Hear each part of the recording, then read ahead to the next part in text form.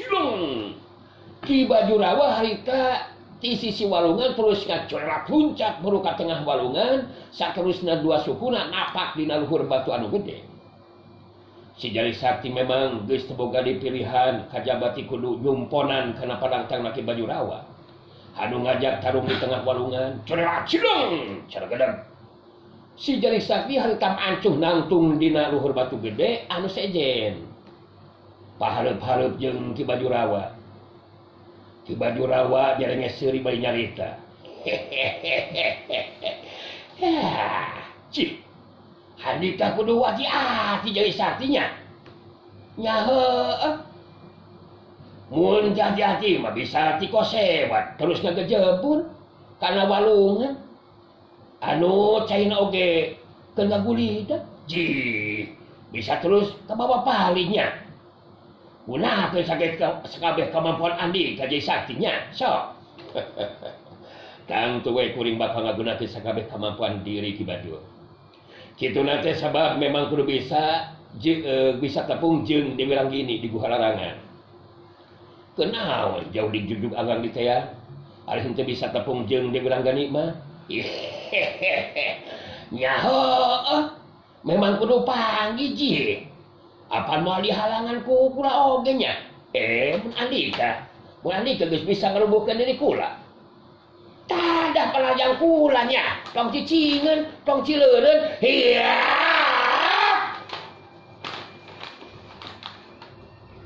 Jorewak cilung Ki Bajurawa miheulaan majuna raja. Si Jari Sakti memang kudu asal hitungan jeung hati-hati. Sabab tarung bari loncatan di antara tonjolan batu-batu anu aya di tengah walungan. Pikeun si Jari Sakti mah marupa kayaan anu kakarek alaman harita. Dua jirim harita tingkalayang henteu napak kana lemah. Cerak kalayang hiuk keduk geus. Hiuk keduk geus. Cekang, curali, ciri. Bantrokan sapasang leungeun masing-masing anu pada dieusi ku kakuatan tanaga lapisan ngajadikeun duanana pada tim jarangkan. Duanana pada ngajuralikeun badanna ka tukang anu saterusna pada napak dina batu gede anu sejena dina posisi adu hareupan. Si Jari Sakti sararetan ningali ka lebah cai walungan anu ngakuridag jeung tarik. Geus bisa kaijieun ku deuna mun nepikeun ka balanga terus kagejebur geus tangtu bakal terus ka bawah parit. Serong Ki Bajurawa ngawangun di pasangan pikeun ngagunakeun jurus anu leuwih ampuh. Puguh tambah panasaran sabab anu jadi lawan bisa atawa ngimbangan satiap daya panarajangna. Bari merhatikeun anu jadi lawan Ki Bajurawa kakerendeng ngomong sorangan. Si Jari Sakti lain lawan anu enteng. Nya heueuh. Lain lawan enteng, ari mampu tarung di tengah walungan mah nya. Aing ditambah penasaran. Piraku henteu mampu ngarubuhkeun lawan Era teman ku Kangjeng Dewi Ranggini. Mun nepikeun ka henteu mampu ngumpulan aja pangasir si Jari Sakti nya. Si Jari Sakti nyelang ngaret ka peuntaseun walungan. Jirim si Banteng Wulung jeung Nyai Angrum geus henteu katingali. Anteng jeung Nyai Angrum geus tapi ka peuntas mun kitu mah. Sinekeun kayaan Anteng aya dina pangaruh daya pamikatan Nyai Angrum. Duh teuing naon anu bakal karanapan ku Anteng anu saterusna. Aya wae halangan teh. Duh. Ji, urang teruskeun deui tarung Jari Sakti. Tong loba puluh hak parohognya. Iya.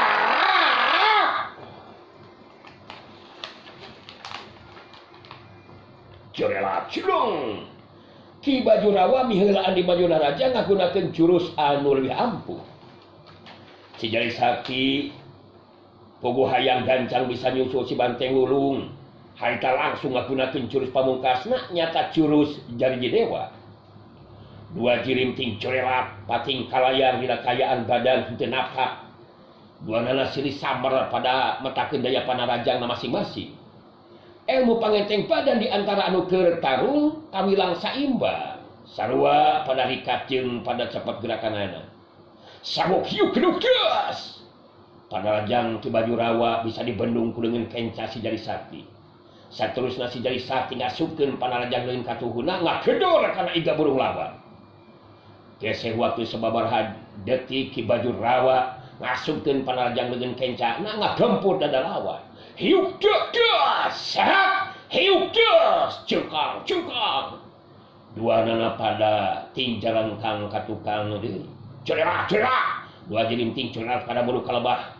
Tonjolan batu sejena anu bakal dipake pikeun napak majukeun deui tangtunganana. Cileng citri. Meh dina waktu anu bareng si Jari Sakti jeung Ki Baju Rawa pada maracuh deui langtung dina luhureun tonjolan batu anu sejena. Dina waktu tepung, dina waktu tarung keur lumangsung. Tanpa kanyahuan ku si Jari Sakti harita aya cirim anu ngacorewat gerakanana bangun anu hampang nakeran. Nuluncatan di antara batu-batu anu ronjol. Tibeh pengkaseun muruka lebah tempat lubang sulatarung. Ngan jarakna memang rada anggang. Teu matak aneh mun teu sempet karewe ku si Jari Sakti. Dina jarak anu rada anggang eta jirim teh mancuh nangtung dina luhur batu anu rada gede bari merhatikeun kanu keur tarung. Eta jirim anu anja datang teh tetela Dewi Ranggini geuningan. Mun waktu ngayakeun kontak batin jeung Trusbaya kitu de jeung Nyai Anglumah sora Dewi Ranggini teh teu beda ti awewe kolot. Tapi dina kayaan secara nyata mah Dewi Ranggini anu rupana geulis jeung panggawakana teu beda ti Wanoja we. Tetela solana oge kawilang tenang jeung halimpu. Tapi pikeun anu geus apal mah dina sora anu tenang jeung halimpu teh. Dina sikeut jeung tindakan mah kawilang beungis kejem jeung telengas. Sok sanajan umurna geus leuwih ti 100 taun. Tapi ku kakuatan ilmu Anom Jaya ngajadikeun kayaan dirina awet ngora henteu eleh ku Wanoja. Dewi Ranggini bari merhatikeun kelebah si Jari Sakti. Harita ngakereundeng ngomong sorangan. Si Jari Sakti jeung Ki Baju memang mesa imbang dengan mangsa ijen jajaten. Yang si Jari Sakti beda salapis ipis takuatan tenaga lapisanana leuwih punjul tibatan Ki Baju. Pikeun ngungkuran si Jari Sakti. Aing kudu ngalakukeun tindakan. Si Jari Sakti bakal jadi ancaman mun teu buru-buru diungkulan. Aing kudu turun tangan mun kaya kieu ya. Si Jari Sakti kudu leuwih ti heula diperenan. Si banteng mulung mah geus moal jadi gangguan sabageus aya dina pangaruh daya pamikatna si Angreum. Jagoan ku Andika Jari Sakti. Sakedeng deui dina mangsan Andika balangah, kaula bakal datang ngalakukeun tindakan Jari Sakti. Kitu gerendengna sora Dewi Ranggini anu ngomong sorangan bari merhatikeun kelebah si Jari Sakti jeung Ki Baju Rawa anu geus adu hareupan dina langtung tina tonjolan batu anu aya dina tengah walungan Margapati. Ji, tarung urang masih kene saimbang ih. Geus liwat sababaraha jurus Andika masih kene mampu ngibangan Jari Saktinya. Nya heueuh. Hebat oge kemampuan Andika Tapi sakumaha hebat ilmu silat Andikanya. Tetep moal mampu ngarubuhkeun diri kula Jari Sakti. Nya heueuh urang teruskeun deui ieu tarungna Memang kudu diteruskeun Ki Baju. Sabab nepikeun ka ayeuna boh kuring kitu di anjeun. Masih kene tacan aya nu mampu ngarubuhkeun lawan. Mudah-mudahan we kuring aya di pihak anu unggul. Ngarah bisa neruskeun lampah ka gua larangan. Tepung jeung Dewi Ranggini. Kitu Ki Baju Rawa. Ji, nya heueuh. Atuh kudu bisa panggih anu mata kudu bisa ngarubuhkeun diri kula Jari Sakti. Mun kula masih kene bisa neruskeun tarungan nya heueuh. Eta karep kahayang teh moal bisa jadi kanyataan anu mata ulang teruskeun tarungan. Sok tada yo.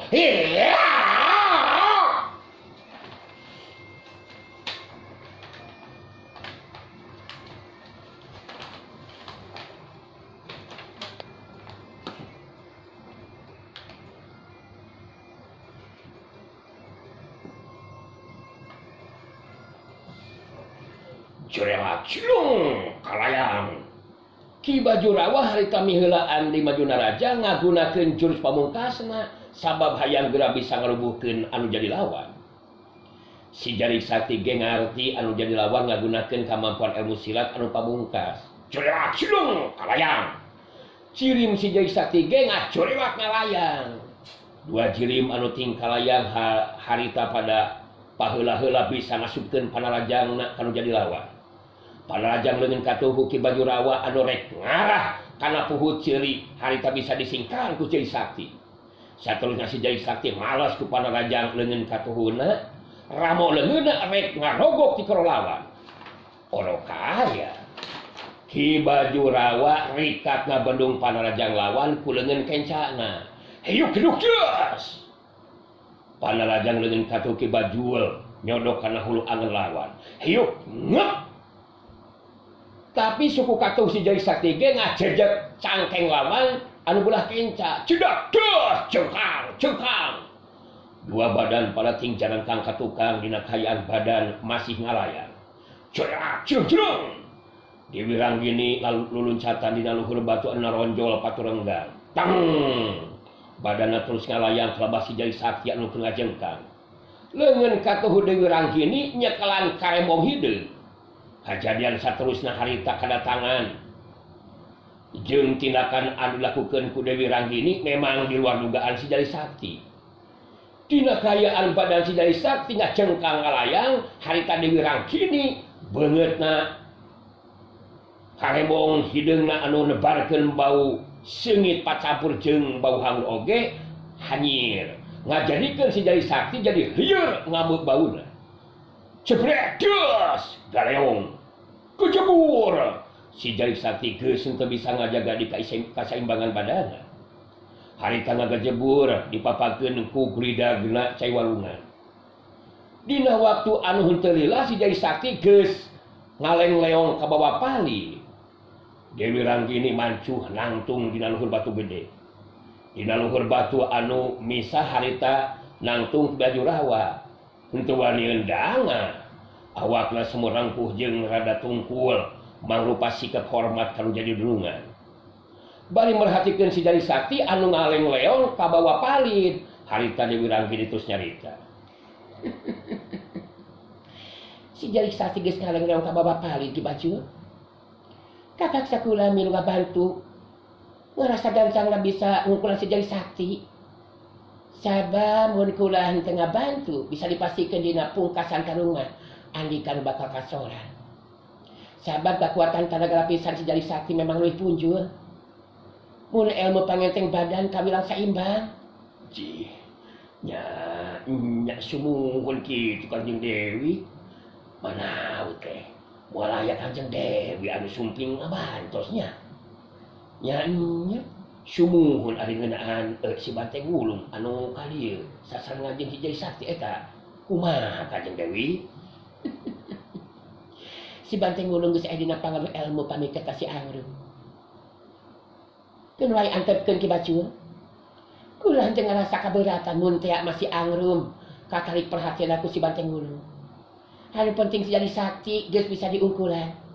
Sabab mun manehna nepikeun ka bisa datang ka gua larangan. Bakal ada barabe urusanana. Sedengkeun dina waktu anu malila deui upacara sebaraga pikeun ngaroncatkeun kamampuan diri kula. Dina waktuna bulan purnama kudu bisa dilaksanakeun. 7 urang budak awewe mangkat rumaja kudu dijadikeun tumpal. Kahati Ki Bajul? Jinya sumuhun. Katos atuh Kanjeng Dewi. Namun disim abdi mah henteu tiasa ngeuring kana eta upacara paling teh nya. Jelas. Henteu bisa Ki Bajul. Tugas Andika mah tetep ngajaga di walungan Mangapati. Rek saha wae anu datang kudu bisa diungkulan ku Andika Ki Bajul. Tapi Andika henteu kudu salampang. Sabab mun dina sehna Andika kadeseh ku anu maksa hayang meuntas, mangka bakal kontak kalabatin kula. Bakal aya makhluk gaib anu ngabejaan ka diri kula.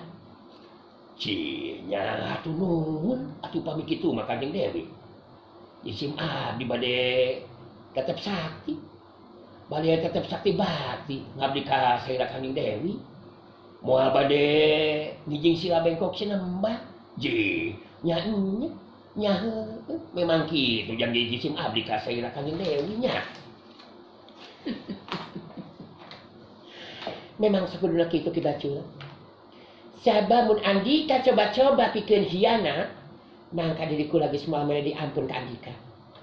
Andika kudu nyaho ki bacul, sanggeus beres ngalaksanakeun upacara sabaraga. Mangka kakuatan ilmu kula bakal lebih hebat. Bisa dipastikan mau aya jago atau jawara anu mampu ngimbangan ajen pangati diri kula. Nyaeta ilmu Brajagang Sewu. Oh, ilmu naonnya? Ilmu Brajagang Sewu. Kitu kaki bacul. Nya sumuhun kantos bakal kitu Kangjeng Dewi cih babe kitu mah Kangjeng Dewi bakal jantan ratuna di dunia kajawaraannya nya kantos bakal kitu Kangjeng Dewi nya.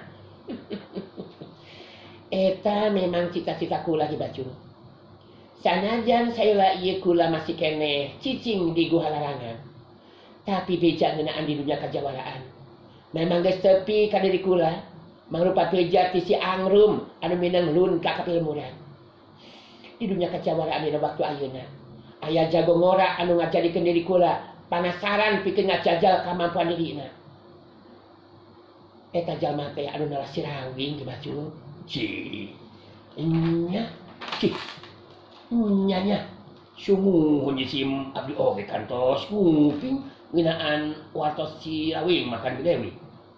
Cinya mudah-mudahan dina hiji waktos sarira Kangjeng Dewi tiasa ijen jajaten jeung sirawingnya.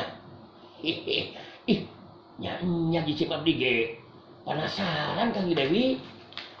Tah ayeuna mah kula rek mulang. Tetep laksanakeun pancen anu sakumaha mistina nya. Kula rek nalek ka si Angrum boga karep pamaksudan naon manehna pangnami ka Cibateng Wulung. Kula memang kudu mulang heula. Hiya! Curelat, culung. Jirim Dewi Ranggini ngacurelat leluncatan di antara tonjolan batu-batu anu aya di walungan dina waktu eta. Anu ngan sakedeung geus henteu katingali jirimna. Tunda anu kacarita caturkeun harita Saraswati anu lumampah rek ka sumur Legok Panamping nepungan sirawing anu jadi salakina. Waktu Saraswati ngambah ka salah sahiji pilemburan lantaran ngarasa lapar, harita terus nyimpang heula ka salah sahiji warung mereka rendahar. Di eta warung teh geus aya dua urang lalaki anu keur dalahar dari dina bangku panjang anu aya di hareupeun eta warung. Kadatangan Saraswati harita dibagiakeun ku lalaki kolot. Eta si bapa warung teh mangut hormat ka Saraswati bertus carita. Ai, hatur anu wilujeng sumping mangga ligi Dimas. Nuhun hatur nuhun Pak. Upami kalesan masih kene aya mah sanggu sarencana abdi bade neda ieu teh Pak. Oh, mangga tiasa bade ngersakeun tuang Nyimas. Ieu teh kapaksa bapa anu mairan tamu Nyimas. Dapun bojo anu ngalayan heula wargina anu teu damang. Ke atosan urang damalkeun heula alas sanguna. Ari rencana mah janakan we ku nyalira Dimas. Saya ya we. Dari dieu mah. Daya nu sae Nyimas. Serius Pak. Ya tos we nu aya Pak. Dua urang lalaki nu aya di eta warung anu geus beres dalaharna. Harita bari merhatikeun kalebah Saraswati anu kedahar. Duanana ngalobrol lalaunan. Perhatikeun di dinya euy. Ini kana wadana bae tawa we geulis anu kedahar teh euy. Jawara wanita segala mah euy. Bener. Anu nari perhatian dewek mah eta nu di sore dina cangkeng. Katingalikeun nu di belah kencan, lain bedog tapi mandau eta mah. Apa dinya mandau teh senjata di Kalimantan. Mun teu salah mah euy. Ari anu jadi perhatian dewek mah eta rupa jeung pangawakanana acil. Waduh, mun dewek boga pamajikan kawas kieu, aluh. Moal sinaliar kaluar, jeung can odak mah bakal dikuburkeun ku aing mah. Mantap tenan maneh euy. Beut mah pasosoranganan. Jelas eta awewe teh euy, memang lain awewe samarangan, anu mata krudeung lu mah pasorangan oge euy. Ningali Saraswati geus tereh beres dahareuna. Si bapa warung harita ngajakan ngobrol. Dupi saira nyimas teh, bade teras ka bujang kamar aya teh. Oh, abdi teras ka Sumbergo Panamping, Pak. Bade ngabujang ka Sumbergo Panamping. Atuh masih kene tobih ti dieu mah nyimas. Numutkeun wartos mah eta tempat teh caket ka pileuweungan. Malihan mah di lalasan dinya mah sauna henteu aya pilmuran nyimas. Jelas memang aya pilmuran, Pak. Nah, aya wargi kitu di eta tempat bade di bujang ku nyimas teh. Aya, Pak. Terusan pun lanceuk. Tos salami oge aya di eta tempatan teh, Pak. Si bapak warung kerung. Rada kaget oge ngadenge Saraswati nyebutkeun salakina tumetep di Sumbergo Panamping. Dan nurutkeun beja mah eta tempat teh memang arang kasaba ku jalma. Ke.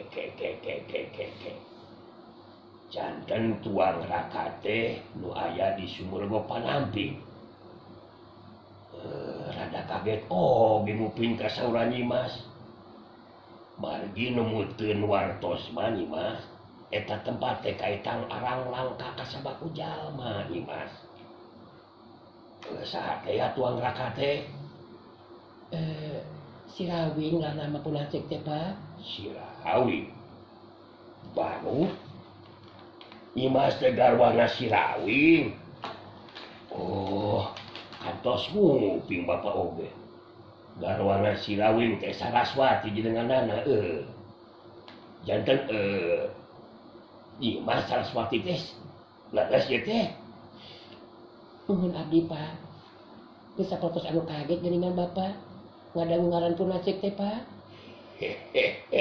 Nyakan tenan we atuh kaget mah nyimas. Sumuhun da saha anu terang atuh ka jago ngora anu neulah Sirawing.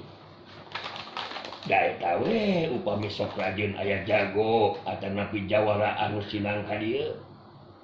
Sok sering janten bahan obrolan.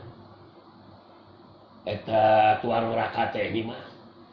Malihan mah kadinakeun mah aya di wartos teh sauna anu kaetan nganggapisan musuh utama mah mun utamana kitu jago kolot anu neulah Kibut Ireng anu ngawasa di daerah Banjarmulung nyimas. Laras kitu. Memang laras, Pak. Muda ari Kibut Ireng mah kasakut jago ti golongan putih mah tangtos dianggap musuhna, Pak.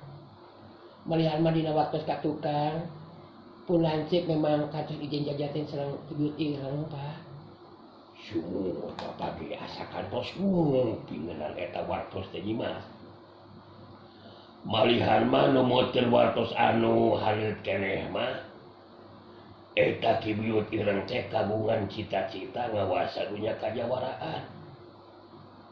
Mun dugikeun karanes janten kanyataan teh bakal teras kanceuh tindakan kajahatan teh nyimas.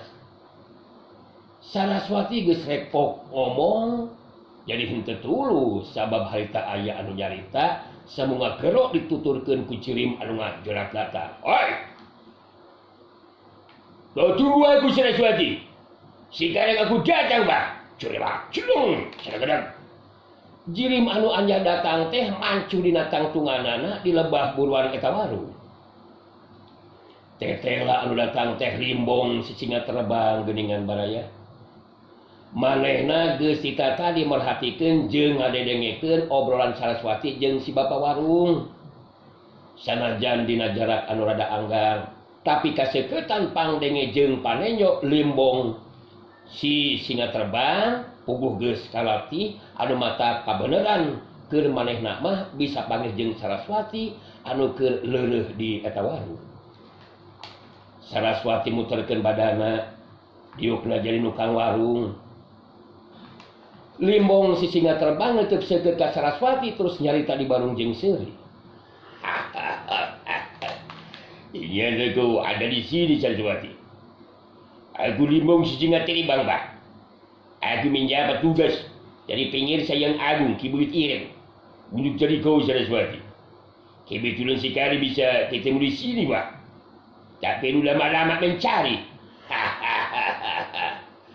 Nah, ya kepentingan naon gitu Andika make jeung neangan kuring sagarupa.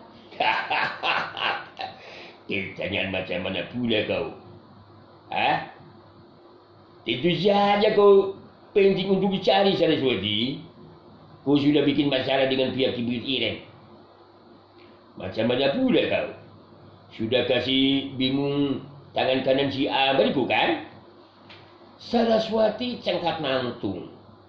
Hatena geus bisa langsung nebak kangaranan limbong si singa terbang memang atau mengenang parentah Ki Buyut Ireng tangtu boga maksud anu tangtu. Saraswati nyobaan tetap tenang dengan sikap jeung caritanana. Katenangan nu dibarengan ku kawaspadaan. Memang benar. Kuring geus ngabuntungan dengan katuna Ambareku si Manda Maut. Malah senjata mandona oge dirampas ku kuring. Iya yang dibawa ku kuring. Jadi maksud Andika menang perintah Ki Buyut Ireng. Benar Limbong?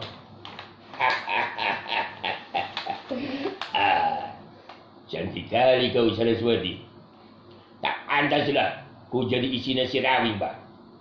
Aku minta bertugas dari penguasa agung Ki Buyut Ireng buat angkat kau Saraswati. Macam mana pula kau? Sudah berani bikin masalah sama si Abariku Pak. Jadi maksud Andika teh rek nyangkala kuring. Maksudnya rek dibawa ke banyak burung. Gitu maksud Andika teh. Ya sudah, tidak seperti itu Saraswati. Kau tak perlu buang waktu dan tenaga lah. Lebih baik menyerah saja kau. Ikut aku ke Banjarhulu. Kau tak perlu berontak melawan. Aku pikir sekalipun kau punya kemampuan ilmu silat macam mana pula bisa kalahkan aku. Jago kepercayaan penguasa yang agung Pak. Si Bapak Warung jeung dua orang lalaki anu masih kene aya di eta warung pada sentar hatena. Sageusna nyahuan limbong si singa terbang teh jago kepercayaanna Ki Buyut Ireng. Puguh maranehna geus nyarahueun saha Ki Buyut Ireng. Saraswati masih keneh nyobaan tetap tenang. Sanajan ahli dina hati leutik mah aya kasal pangan oge. Inggis derina henteu mampu ngungkulan ajen pangartina limbong si singa terbang. Saraswati henteu nemongkeun sikap anu sentar hate, harita sikap jeung caritanana jadi tandes. Andika ulah rek ngagampangkeun nyangkalak diri kula Limbong. Bisa jadi Andika jago kepercayaan Ki Buyut Ireng. Tapi pikeun kuring henteu rek rasa sentar pikeun ngabela diri. Kuring mau rek nyerahkeun diri teu pupuguh Limbong. Jadi kau mau bela diri Saraswati. Macam mana pula kau melawan aku Bah? Sudahlah, aku kan sudah katakan. Jangan buang waktu dan tenaga. Alah, percuma saja Saraswati. Ayolah kau ikut sama aku ke Banjarhulu Bah. Kuring leuwih hade ngaluciwa. Jeung tibatan kudu daek dibawa ka Banjarhulu. Andika ulah nganggap enteng Limbong. Sapeda kuring pangawak awewe. Kuring moal make kudu sentar adu harapan jeung Andika di tempat anu lega. Iya! Surela culung. Saraswati ngajerat puncak menuju ka tempat anu leuwih lega. Surela culung. Limbong si singa terbang nuturkeun. Buat jirim adu harapan. Limbong si singa terbang boga angkeuhan manehna bakal mampu ngungkulan ajen pangartina Saraswati. Anu saterusna bakal dilumpuhkeun sangka dibawa ke Banjarhulu.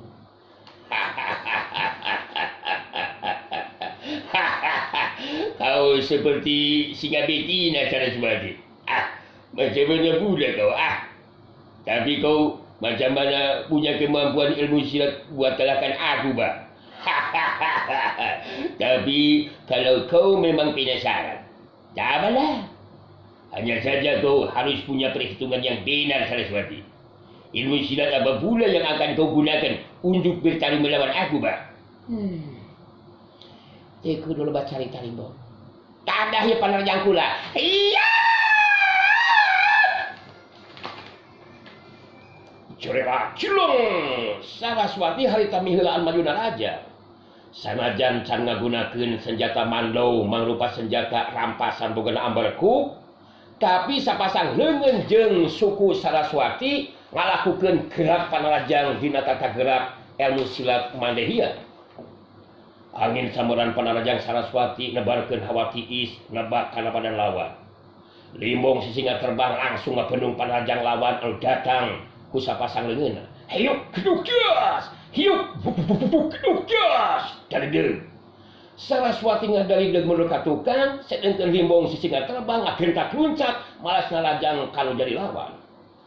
Ngantang tuwe panarajang dilakukeun ku limbong, mangrupa panarajang anu make hitungan.